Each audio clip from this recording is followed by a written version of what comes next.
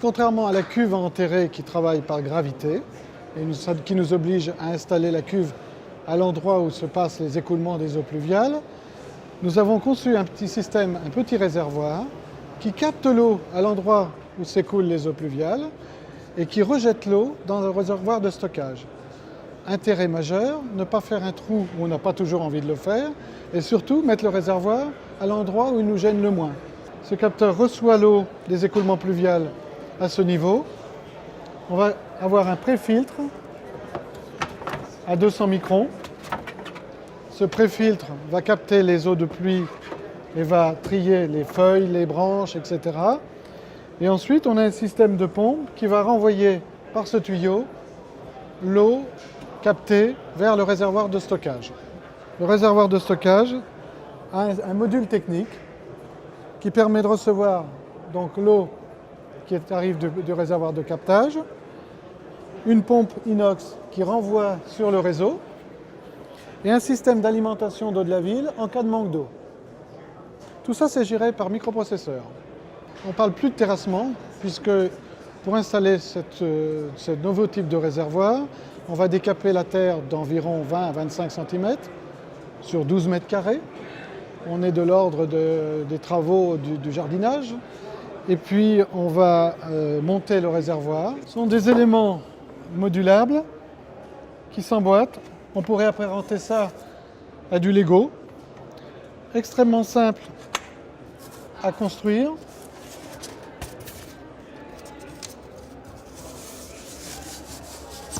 Vous avez ensuite l'isolation.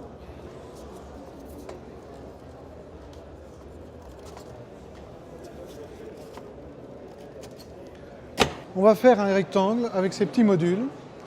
Ensuite, on va pouvoir mettre la membrane d'étanchéité et on peut dire quasiment que le réservoir est construit. On va y rajouter bien sûr l'isolation, une membrane supérieure de protection, le couvercle pour fermer tout ça. Et par-dessus cette membrane de protection, on va rajouter des écorces ou des gravillons. La terre qui a été récupérée pour le décapage va servir à faire le talus de la partie restante. Et on aura dans le fond du jardin un petit monticule de 12 mètres carrés qui va faire environ 30 cm de hauteur. Très facile à intégrer dans le jardin. C'est un réservoir qui est totalement isolé thermiquement, en parois latérales comme sur le plancher, sur sa partie supérieure. Ça fonctionne à moins 25 degrés. Notre kit est desservi et livré avec un système de filtration intégrant une cartouche à 20 microns. C'est pour une utilisation standard, on parle encore de toilettes et de machines à laver, le linge. Et cette desserte comprend une sortie jardin et puis une sortie directement pour la machine à laver et pour la toilette, où on a comptabilisé le volume qu'on va rejeter à l'égout.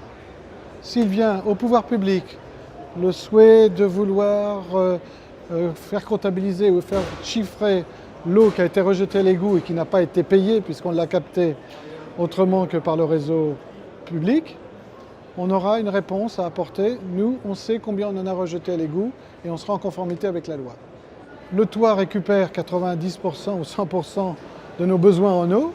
Pourquoi ne pas aller jusqu'à la potabilisation? La potabilisation, à l'échelle d'une maison d'habitation, c'est très facile. C'est très connu, on n'a rien inventé. Il existe des systèmes extrêmement performants, bien plus performants que le chlore. C'est le stérilisateur aux UV. Le stérilisateur aux UV, c'est une machine en fait de principe extrêmement simple.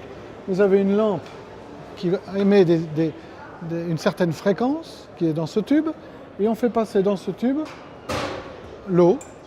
Et quand l'eau passe dans ce tube, les virus qui sont dans cette eau sont systématiquement détruits. On a à la sortie de ce système une eau sans risque technique, sans risque de virus, sans risque de bactéries. Elle n'est pas obligatoirement agréable au goût. Donc notre conseil, notre préconisation, c'est d'utiliser un osmoseur. C'est un appareil qui se met sous l'évier et qui nous dessert une eau totalement pure. À partir de là, on est en quasi-autonomie.